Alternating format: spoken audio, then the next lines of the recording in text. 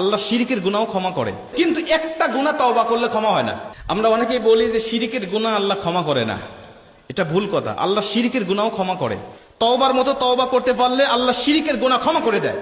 যারা বিধর্মী তারা তো শিরিক করছে, এখন তওবা করে সে ইসলাম গ্রহণ করেছে, আল্লাহ তাকে ওই বিধর্মী সব জীবনের গুনাহগুলো ক্ষমা করে দিয়ে যখন কালেমা পড়ে মুসলমান হয়েছে তখন তাকে নিষ্পাপ মাসুম বানায় দিয়েছে।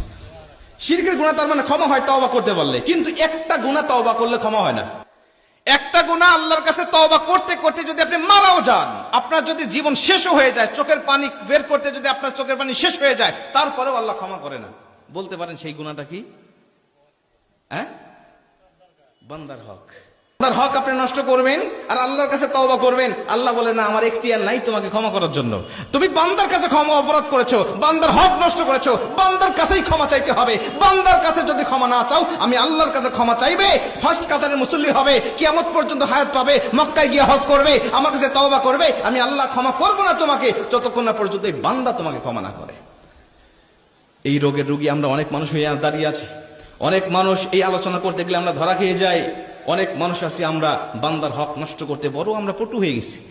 বাবা সন্তানের হক নষ্ট করেছে, মেয়ের হক নষ্ট করে। হজ করতে যাওয়ার আগে মেয়ের মাথায় হাত দিয়ে দোয়া করে, মা আমি তোর সম্পত্তিটা তোর জন্য দোয়া করলাম, তোর সম্পত্তিটা তোর ভাইকে দিয়ে দিলাম, আমি তোর জন্য দোয়া করি তোর সম্পদের অভাব হবে না, আল্লাহ তোকে অনেক ধনী বানায় দিবে। আমি তোর জন্য দোয়া করে দিলাম, আল্লাহ তোকে ধনী বানাবে, তোর সম্পত্তিটা তোর ভাইকে দিলাম। তোমার দোয়ায় যদি আল্লাহ এতই কবুল করে, তুমি তোমার সন্তানের মাথায় হাত দিয়ে দোয়া করো যে বাবা তোর সম্পত্তিটা তোর বোনকে দিয়ে দিলাম আর তোর মাথায় হাত দিয়ে দোয়া করলাম, আল্লাহ তোকে ধনী বানাবে। বাতাম কিভাবে ছুটানো লাগে তখন ছুটাবে।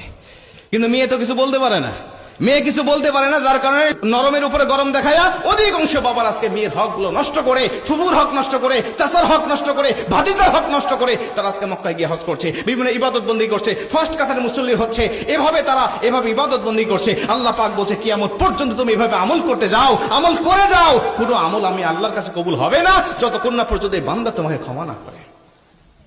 বড় সেন্সিটিভ বিষয়, বড় সেন্সিটিভ বিষয়। ভাই হয়ে ভাইয়ের হক নষ্ট করে, ভাই হয়ে বোনের হক নষ্ট করে, ভাই হয়ে ভাতিজা হয়ে ফুফুর হক নষ্ট করে, ভাতিজা হয়ে চাচার হক নষ্ট করে, এভাবে হক নষ্ট করতে আমরা বড় পালা প্রতিযোগিতা করতেছি আজকে। কিন্তু আল্লাহ পাক এর বিষয়ে যে ভয়ঙ্কর কথাগুলো বলেছেন, যখন বলি তখন গায়ে লোম দাঁড়িয়ে যায়।